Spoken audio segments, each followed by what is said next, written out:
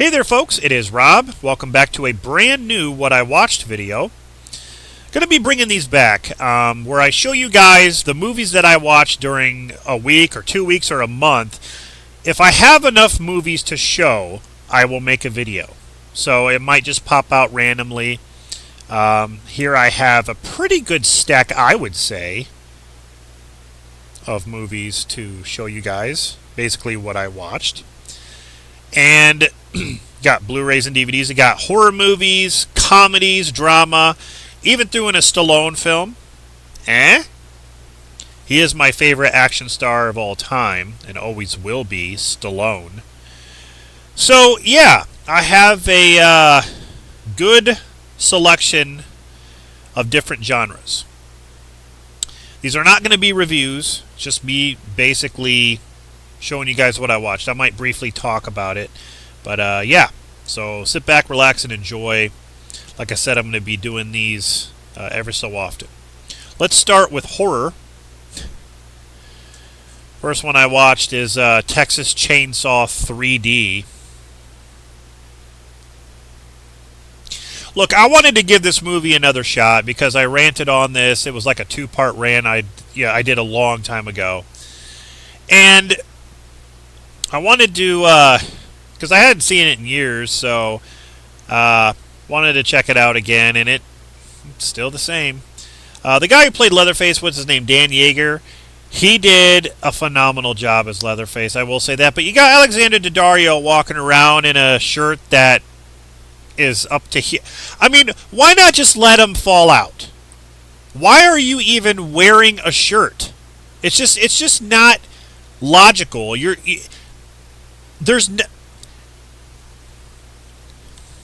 She's sitting there cutting meat in a shirt like that. I thought when you're cutting meat, or like as a butcher in a store, you're supposed to wear those long white coats. Why wasn't she wearing the coat? Meat cutters don't do that. They don't look like that either. I shouldn't be complaining. Why am I even complaining? I'm not even.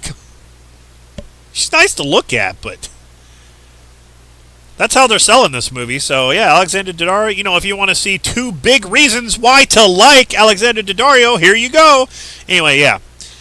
Do your thing, cuz. The next one I watched is Drag Me to Hell, directed by Sam Raimi. This is definitely a Sam Raimi film. You can tell. There's a couple of CG moments I would have stayed away from. But other than that, pretty cool. This girl gets bothered by this old woman. This old woman puts a curse on her, and this demon is just bothering this girl. So she's trying to find a way to get rid of it. Yeah, it's just it's a lot of fun. I've always liked it. I even like the ending to that movie. Here's one that you probably never heard of, and it is A Candle for the Devil. This came out in 1973, and it's directed by Eugene Martin. Basically about these sisters who run this like bed and breakfast, and the head sister's really, she's kind of like religious. She has like her own values and all that stuff, and she follows them to the T. And this woman comes in dressed all like skanky and like, she's definitely not religious, but she doesn't like the way she's dressed and all that stuff, ends up killing her, and then it's like a domino effect. Everyone who comes in there ends up getting killed, and these women are trying to hide the bodies, and they're trying to get rid of the evidence, but it just keeps happening. And it's just, I don't know, I love this movie. It's just it's fun, but at the same time, I think the acting is actually pretty good with these sisters. So, yeah, I don't know. It's definitely check this one out if you haven't. This is actually the Scorpion release DVD. So, yeah, got it from Hamilton Book. Okay, here's one from Severin. Cannibal Man. Basically about this guy. He works in like a factory, but he ends up killing somebody, and then he ends up in this situation where people keep nosing around. So he feels like he has to kill these people in order for them not to. Like, he's leaving no loose ends. He kills somebody, and then these people come around, and without them knowing, Like, he doesn't want them to find out, so he ends up killing that person, and then this person comes over, and then he ends up killing that person, but there is somebody who was watching the whole thing from a distance in this, like, apartment complex. He can see like right down into this guy's house, which is weird, because this guy lives in this house, and there's like stuff all around him, like apartment complex, where you can look right into his window or right into his roof, and I'm like, that's kind of stupid. Like, I would never have that, but the guy obviously didn't know people were watching him. Anyway, it's got some good effects. This is 1972, so a year before Candle for the Devil. It's a good one. It's by Severin Films. I'm not even going to try to pronounce any of these names, but it's a Spanish writer-director. But yeah, good one. Oh, God. Next up, we got Eaten Alive. This is a Tobe Hooper film. And you got good old Judd, who runs the Starlight Hotel. I think that's what it's called, where there's like this giant alligator and stuff. And Judd, good old Judd, played by Neville Brand. He's amazing. Judd, he's like, it just seems like he's got, he's like bipolar in a way, but he starts killing people at this hotel, feeding them to the alligator, and chasing this little girl underneath the docks and all that stuff. It's just a crazy movie. It is all crazy. But Judd is, he's violent, and he has mood swings. Next up is Snake Island. Now, I knew nothing about this film. In fact, I don't think I even knew any of the actors in here. It was directed by Wayne Crawford. I'm not sure what else he's done. But yeah, basically there's a tourist destination that these people go to and discover that there's, snakes all over the place. There's all different kinds of species, and the snakes, overtake some of these people who aren't paying attention. They end up in different places where you wouldn't expect them to. And I don't know, it's a very cheesy film, but it is fun. I always like movies with some kind of animals or something killing people. You have Lake Placid, and then Anaconda, those kind of movies. So yeah, Anaconda's way better. So I had to revisit this, and it is the Hills Have Eyes remake, unrated. I still think this is way better than the original. Nothing wrong with the original. I think the original is great. This one is a lot better, in my opinion. You got Ted Levine in this. About this family who takes a shortcut across the desert because they're heading to California, and their car basically gets a flat tire, and they wreck out there in the middle of nowhere, and there's these people, these like deformed people that live in the hills, start messing with them and start trying to kill them and stuff. Yeah, it's just really, it's really well done. It's even creepy at moments, and the blood and the gore and stuff just doesn't disappoint. So, really, really good. Now, I've talked about this movie before, but I love it. I don't care. It is Trap with Josh Hartnett, M. Night Shyamalan. I love this film. I love it. I think it's very, very well done. There's even theories out there that it's connected to Unbreakable, the Unbreakable universe. It could be.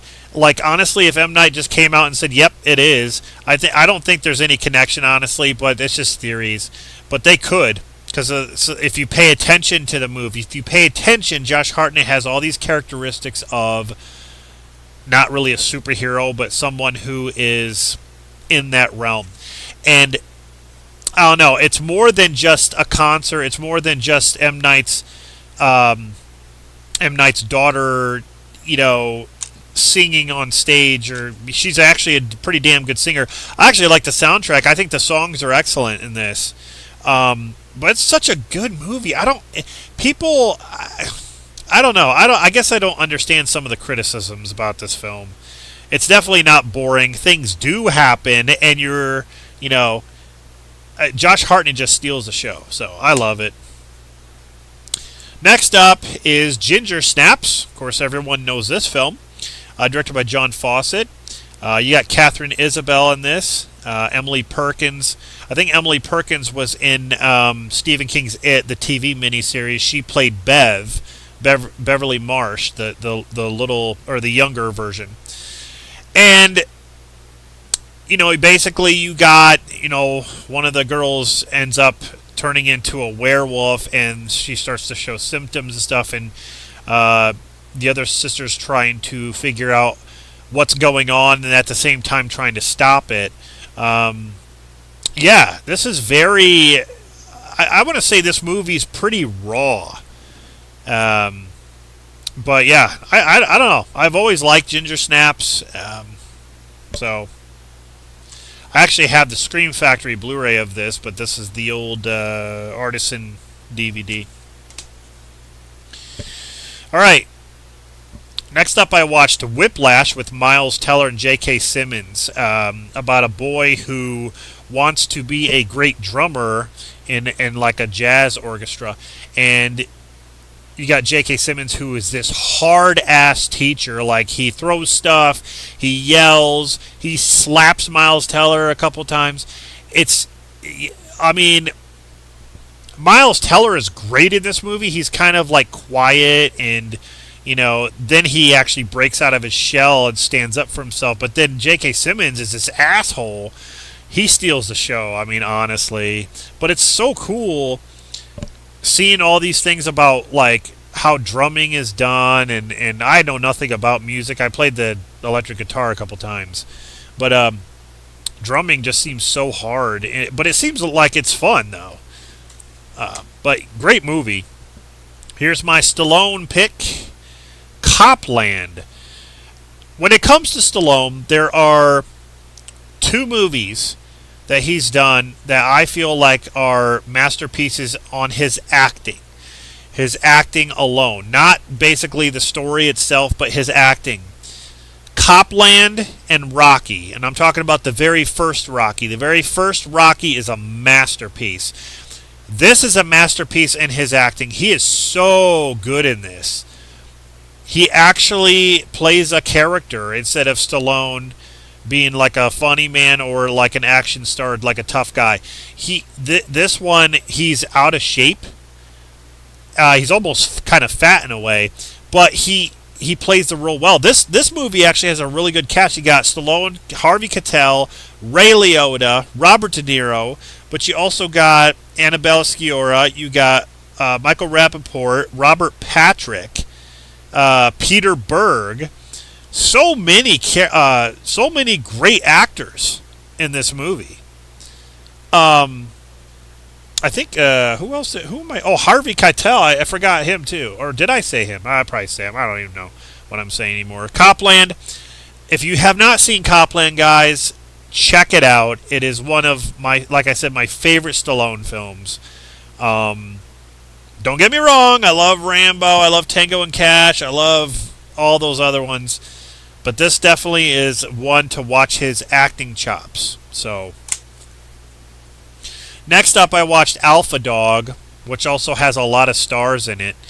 So basically, you got these group of kids who are into like drugs and like bad stuff, and they kidnap. What's his name? Anton Yelkin, I think that's his name.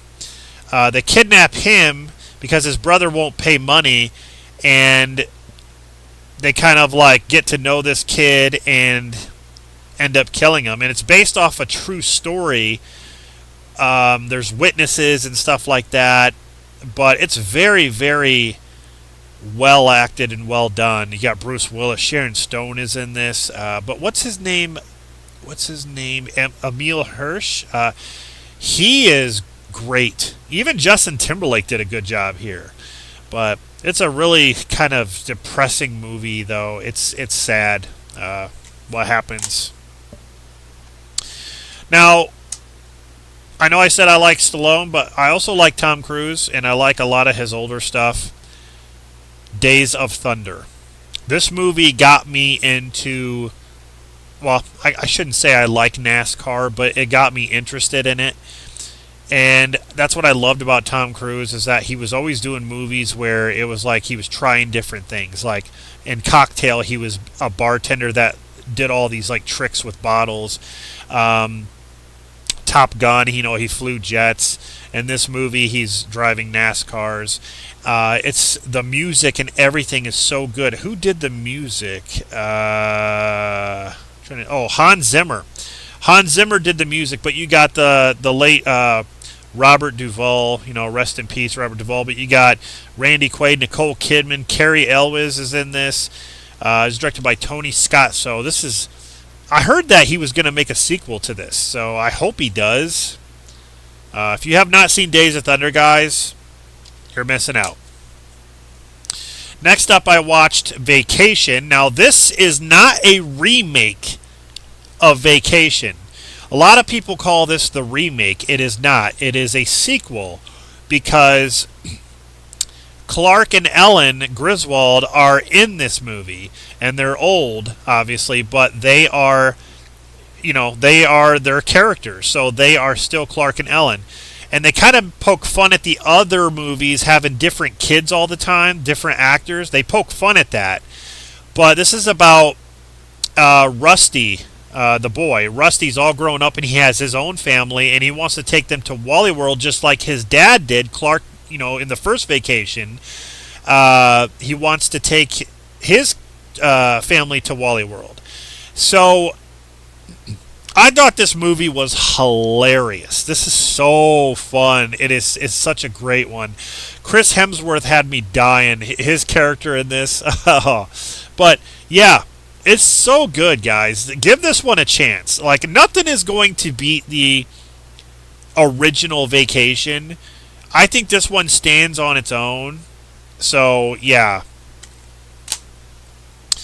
The next one I watched is Charlie and the Chocolate Factory. It's directed by Tim Burton. You got Johnny Depp. Look, there are elements of this movie that I like. I like the whole story about how Willy Wonka grew up. He was a kid. His dad was a dentist. He didn't like him eating candy. He grew up, he met the Oompa Loompas. They showed that story. They showed all these different kind of side stories about Willy and his adventures. But what I didn't like is I didn't like the look of Johnny Depp as Willy Wonka. I just think he always likes to play these emo-looking characters where his face is pale white.